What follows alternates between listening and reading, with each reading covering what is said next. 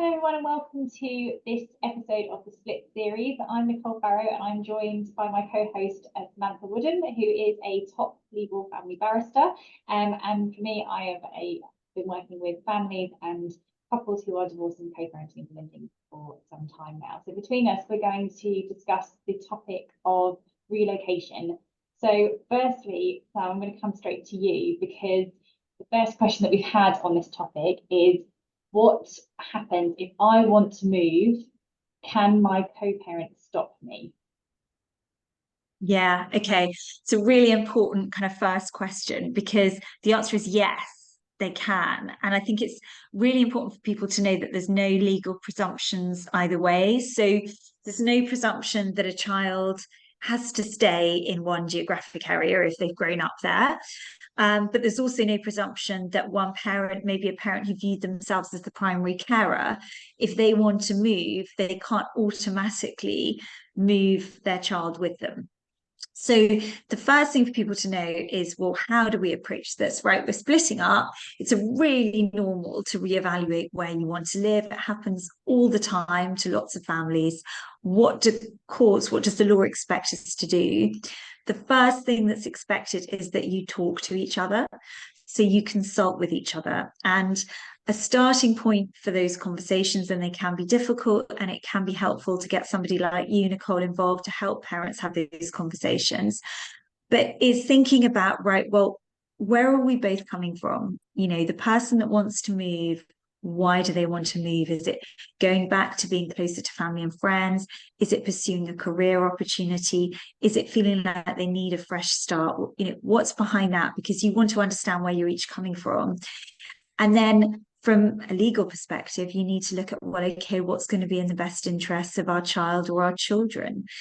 And the starting point for that, I think, is regardless of the move, thinking about how do we want this relationship with each parent to be when we're living separately, when we're living in different homes.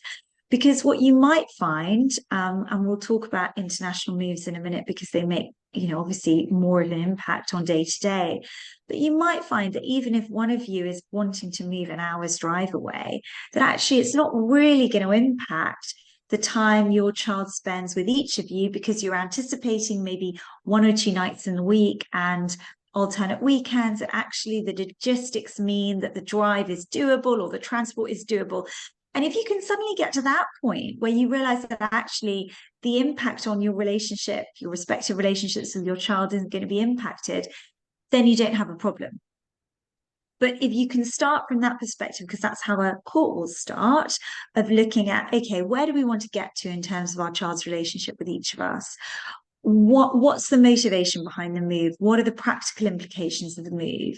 You can then establish whether this is something you guys can figure out together with a bit of help, maybe from a co-parenting expert, or whether you're at a bit of an impasse. And if you are, then okay, what do we need legal advice on, and can we share a lawyer to get that legal advice?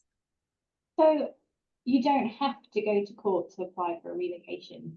Is that what you're saying? You can do it outside of court and agree between the two of you. Yeah, you need agreement if you're not going to end up in court, and agreement can be hard. But just because you don't agree straight away doesn't mean you won't agree. So what I think is really important sometimes for families to understand, particularly with international moves, is that these are really, really hard decisions, and judges will often refer to them as being the hardest decisions they have to make, certainly in private law cases. So cases that don't involve the state removing children from parents, but where parents just can't agree. And so courts are very keen for parents to try and reach a resolution. And sometimes the way to do that is to try yourselves.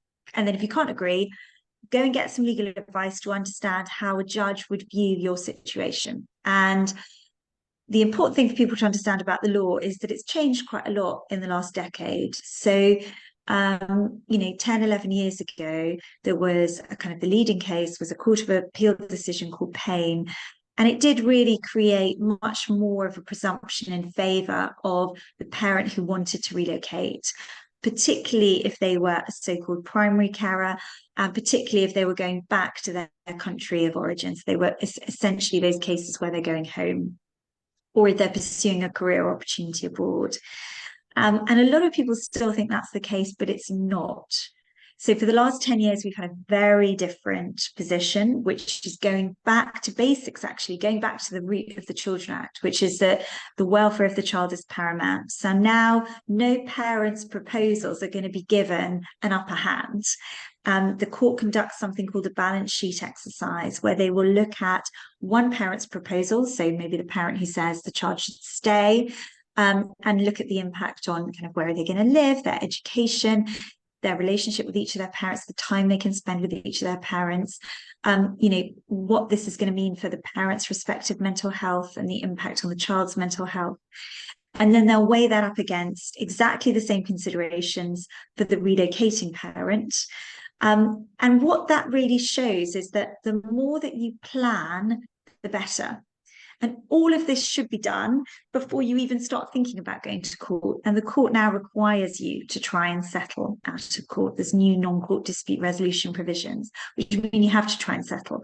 So how do you try and settle? Well, if you're the person who wants to relocate, particularly a relocation abroad, then you need to be making a really good plan. You need to be saying, look, this is where I think we're going to live. This is how I think our lifestyle is affordable out there. This is where I'm going to work. These are the schooling options. And here are 3 or 4 different schools. Let's talk about each of them. This is how travel's going to work. This is how your relationship with your child is going to be maintained, because I recognize that our child needs to see you lots. So here's my plan for the holidays. You're going to have the majority of the holidays over here, or here's where you can stay when you come over and visit. And this is how regularly I think we should do it. And this is how much flights are going to cost. And this is how we're going to pay for them. Literally as granular as you possibly can. And then same for the parent who's saying, no, please stay. I think this is the best place for our child.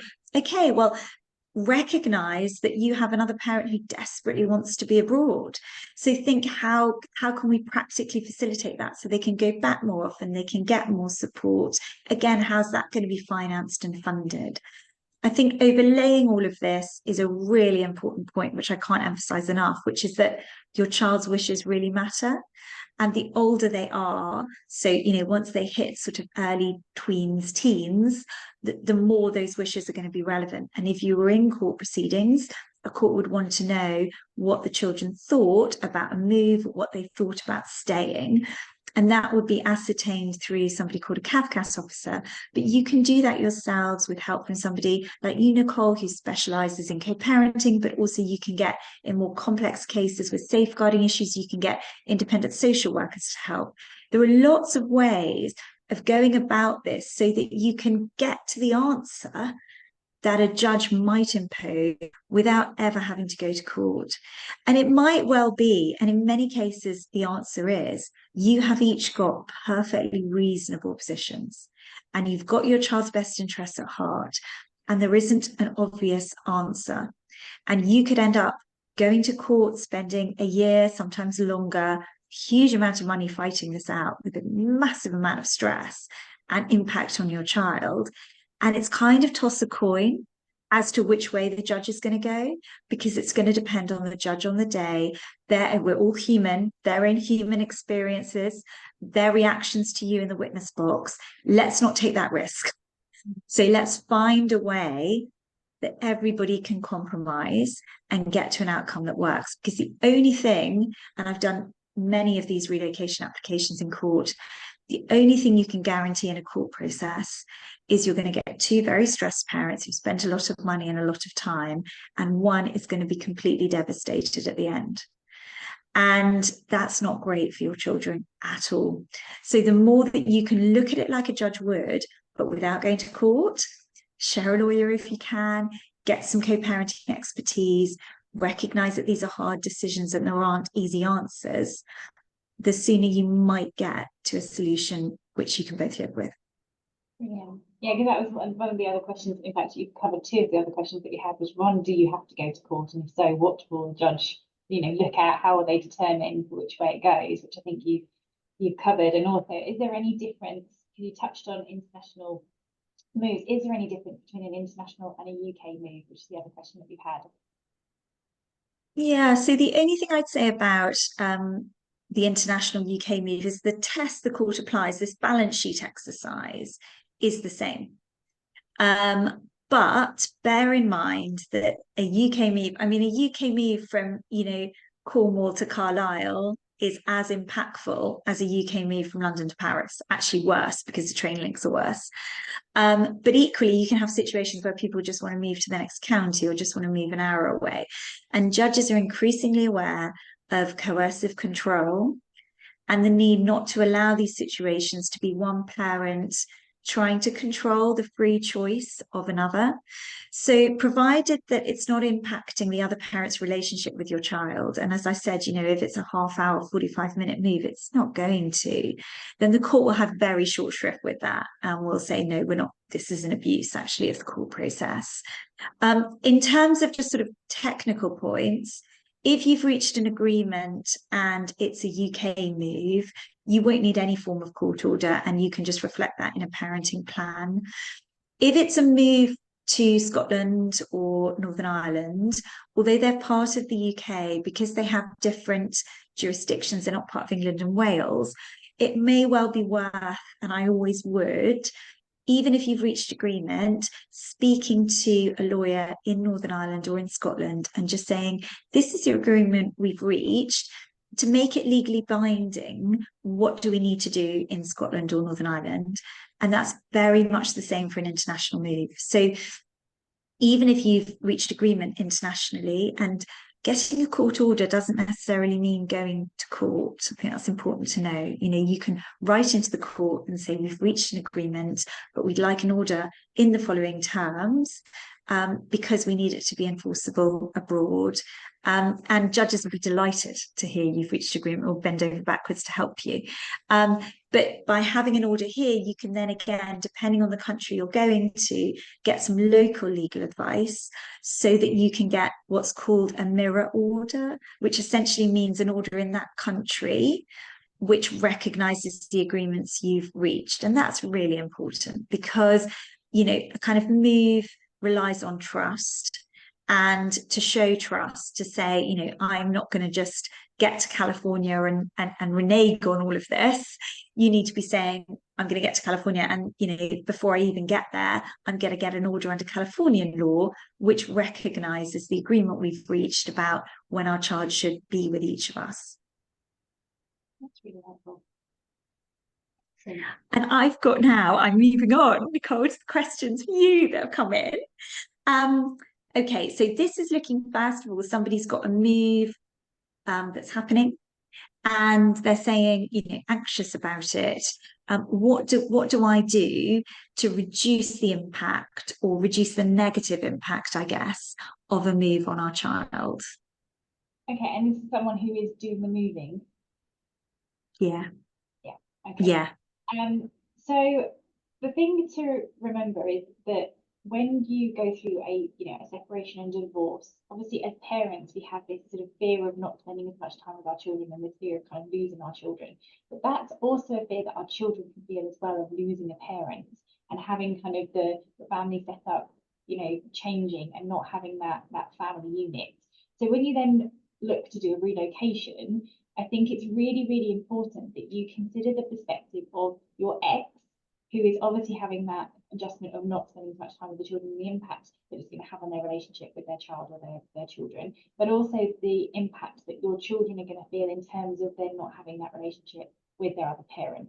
And if you come from the perspective of this is your choice to move, it's something that you want to do, then I think the responsibility absolutely sits with you to give that reassurance to both your children and your ex-partner or your co-parent to facilitate that happening. And it's kind of exactly what you were saying earlier, Sam, about really go into granular detail about the reasons why you want to do this and how you can facilitate supporting those relationships and climatizing your children and your co-parent to this new move for your family. Because I think I must say it every episode we've done on this, you are still a family and therefore you have to consider all of your family, and that includes your co-parents.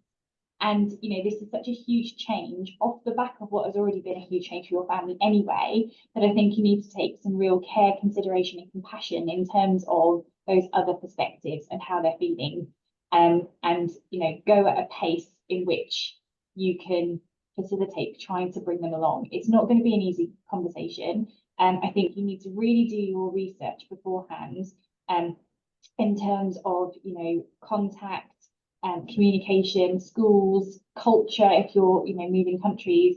And to be honest, even if you're in the UK, it's a very different feel living in the countryside to perhaps living in the city. There's still a kind of a cultural element to it. Really consider how you're going to make this work and the questions that your children and your co-parent are going to have, and try and facilitate those.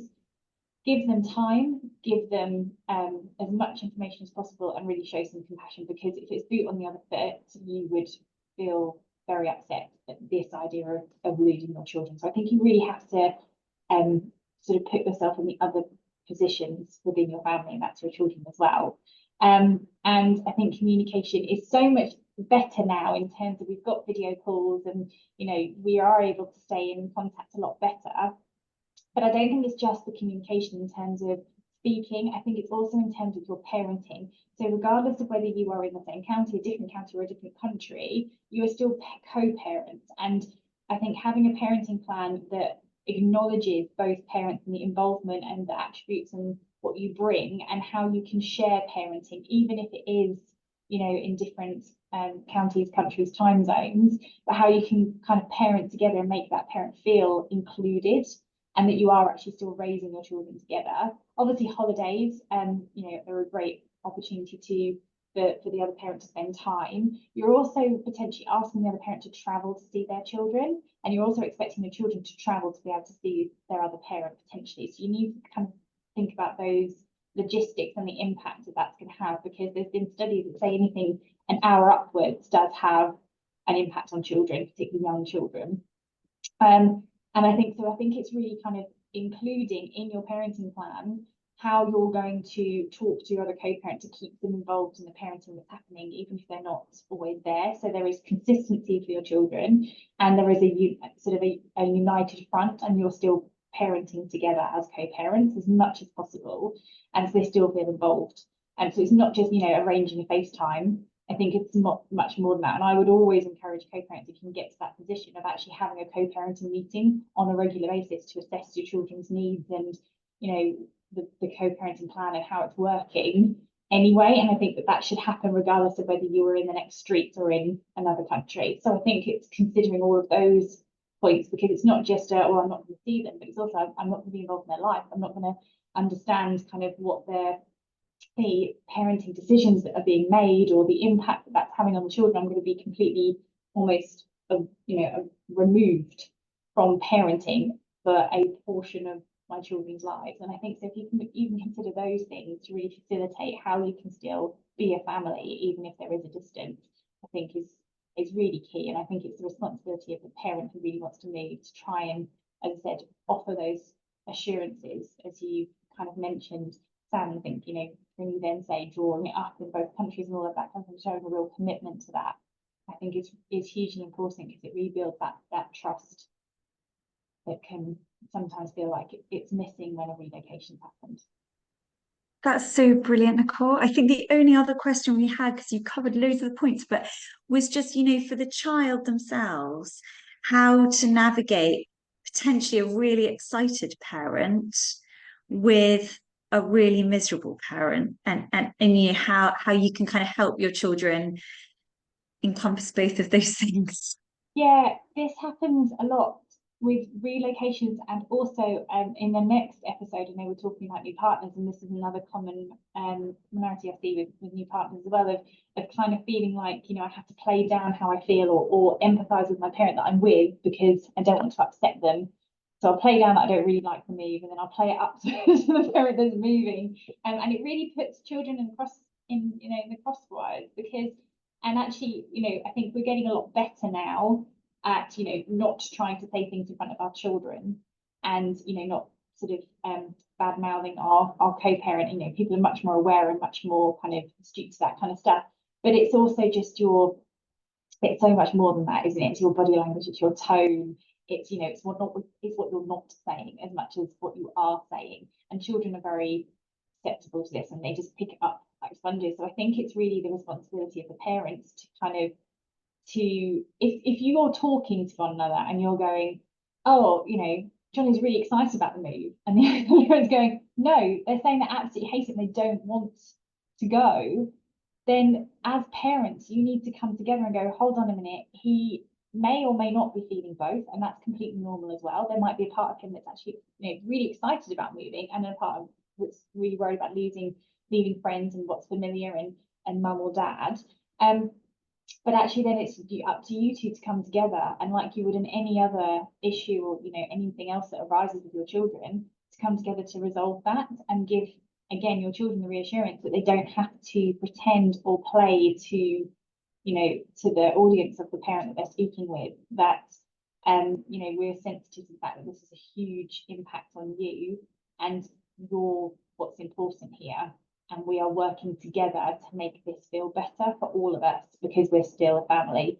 And I think that if those things start to occur, then, and you know, you're almost in the middle of an argument saying, no, he thinks like this and he thinks like that. That's the moment where you need to pause and go, okay, as parents, we need to come together on this because there's an issue.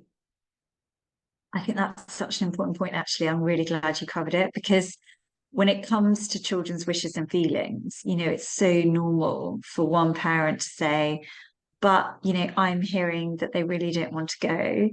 And for the other parent to say, I'm hearing that they really do want to go. And like you said, those feelings can completely coexist.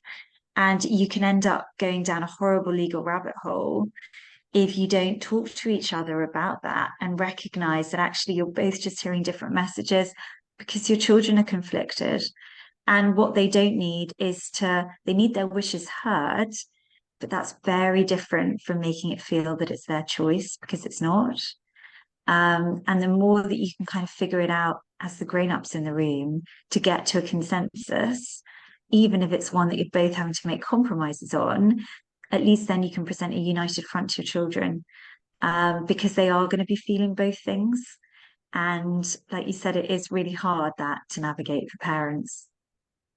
Exactly. I think a united front is just so important, and it's the thing that it happens in couples even if they are still together. As parents, you know, children will always give mixed messages or say one thing to one and one thing to the other. We've all played our parents off against one another. That's part of growing up. And if you're not working together as a team and you're not united, and that's not to say that actually their feelings aren't valid, and so they're not feeling actually are genuinely feeling both. It feels they can only express one perspective to each parent, you know, but it's about coming together as the parents and saying, okay, we hear you, we see you, we know, we understand, you know, what you're feeling. Let's get to the bottom of it and understand what, you know, what you're upset about and work together to resolve it. And that's all that we want to do. Brilliant. Oh, thanks so much, everyone. We're at the end of our little slot. We've got another one, the last in the current series, coming up on the 11th of July, and that's all about introducing new partners. So if you've got a new partner, going through whether that legally affects anything from your perspective, both with regards to the children, but also finances. If your ex has a new partner, again, does that affect anything legally? How do you manage it? What control do you have in terms of your children being introduced to a new partner if you don't feel you want them to yet? And if there's going to be an introduction, how to make it a good one. So hopefully we'll see some of you there. And again, those who are listening on the recorded, if you have any questions, just feel free to DM me or Nichole on our Instagrams, and we'll get some answers out to you. Thank you.